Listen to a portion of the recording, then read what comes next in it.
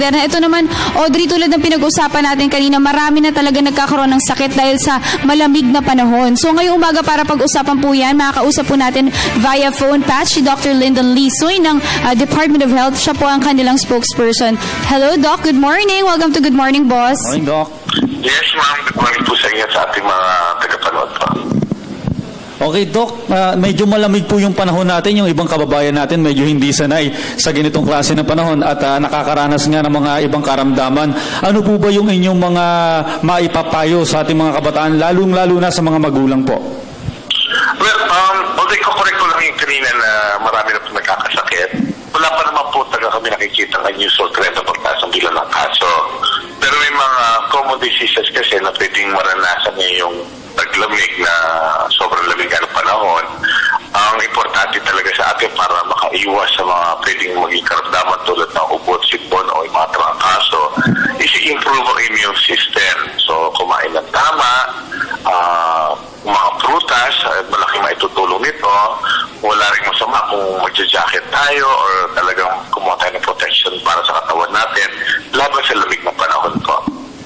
Doc, ano po ba yung, asidayan po ito, ano po ba yung mga iba pang sakit na pwede nating makuha sa tuwing malamig ang panahon bukod po sa mga karaniwang sakit na tulad ng ubo, sipon at trangkaso?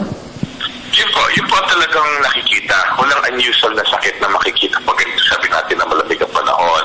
What will be very common is yung mga upper respiratory tract infection kasi karamihan ng mga pathogens ng mga viruses na nagiging sanay ng mga sakit na ito ay nagiging conducive para sa kanila ang mabuhay at magiging mas madali din sa atin ang pagsali nito, ang sakit na ito, sa mga kasama natin sa bahay, sa opisina at maging sa eskwela.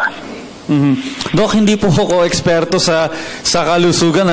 Maitanong ko lamang po, kapag madaling araw po kasi yung mga morning person naliligo po ng malamig, ito po ba hindi maganda sa kalusugan? Or pwede po ba itong mag-cause ng iba pang sakit? Wala naman talagang problema na sabi natin na i-correlate natin na yung unang pagpusan lamig na tubig ay magkakaroon ng epekto talaga sa atin. But then sabi nga natin, kung hindi naman talaga kaya ng ating katawan yung pagsalo ng lamig na tubig, maaari naman tayong mag-init o pabababarin muna yung tubig ng bahagya nang sa gayon ay mawala po yung lamig po na yun.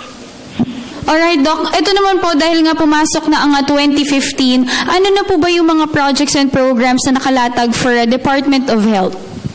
Well, talaga nakatuon kami sa talaga doon sa Universal Healthcare. Talagang coverage natin sana ay lumawak pa. Kasama na rin dito ang PhilHealth. So talagang nagkakabot tayo ng sa gayon ay talagang mas dumami, mas maging malawak yung lugar at talagang pinagsisilbihan po natin. Target din po ba, Doc, yung mga nasa malalayong baryo o yung mga, kasi pulo-pulo po tayo, no? Yung mga kanayunan po, paano po ang programa ng DOH na mapapaabot sa mga kababayan natin doon? Well, para sa mga hindi lang sa mga kanayunan, kundi sa pakalahatan din po ng ating sabayan ng Pilipino, sa mga ganitong bagay talaga patuloy ang pakipag-ugnayan sa lokal na pamahalaan. Dahil alam naman natin ang pagdating sa health kasi medyo devolved tayo. Kung kahit napaka-importante na participation ng ating mga partners from the local units po. Alright, Doc, mabalik po tayo, no? Kasi since malamig yung panahon, iniisip nung iba, less po yung mga lamok. So, babalik lang ako sa dengue na nagkaroon po ng last year, mas dumami po yung nagkaroon ng dengue fever. Sa ngayon po ba, kapag po ba mas malamig ang klima, mas safe po yung mga kababayan natin? Or may mga reminders po tayo para sa kanila when it comes to dengue? Well, tulad sa dengue po, although may mga kaso na tayo nakikita, pero sabi nga natin, yung bilang naman ng kaso, hindi ito naman unusual yung pagtaas ang bilang niya. But then just the same, noong paman, inabiso na ng Department of Health na ang dengue dito sa ating bansa ay nakikita na ng buong taon. So, although mas naarang sana siya pagtagulang, pero all year round may mga reported cases. So, just the same, kailangan ng protection natin laban sa dengue o ating programa laban sa dengue ay dapat tuloy-tuloy ito ng buong taon. Alright, so dapat, Audrey, tulad ng sinabi ni Dr. Lyndon, tuloy-tuloy po yung mga projects and programs ng DOH tulad ng mga 4 o'clock habit, yung ginagawa nila, yung mga lamok dance. Dapat patuloy pa rin po sa pagpapaalala natin sa mga boss natin dyan kasi hindi porket malamig ang klima, less lamok. Tulad nga nung writer natin si Joe kanina, nagre-reklamo siya na talagang dumadami yung lamok sa lugar nila kahit malamig ang panahon. So, extra ingat pa rin po tayo. At syempre, dapat din malakas yung immune system. Doc, meron po ba kayong kayong mga advice or tips para yung immune system ng ating mga kabataan or maging ng mga may edad na mapalakas pa? Ako, 2 points lang po. Ibalikan ko lang po ito ko sa lamok. Siguro kung minanonotice yung pagdami ng lamok sa pagkapaligiran natin, isang indicator din ito na baka marumi po ang paligiran natin na nagiging breeding site ng mga mosquito. So, napaka-importante ang partisipasyon ng komunidad sa paglilinis ng lugar nila na masigurado na hindi dumami ang lamok. Whether lamok ito ng para sa dengue o ito yung mga common na mosquito na nakikita sa mga bahay. Ikalawa, yung tanong po regarding sa immune system, napaka-importante yung tamang pagkain, yung sapat na tulog, at yung ehersisyo kasi kung papasinin natin pag ganitong taglamig, mas tinatamad tayong bumangon, mas ayaw natin kumilos, mas masarap matulog, hindi po dahilan ng taglamig para laktawan o iwasan natin ang pag-ehersisyo po. Alright, so ayan, nakapanayan po namin si Director Lyndon Lisoy. Maraming salamat po, sir, sa pakikipanayam sa amin ngayong umaga. Siya po ang Department of Health spokesperson. Maraming salamat po. Mabuhay po kaya.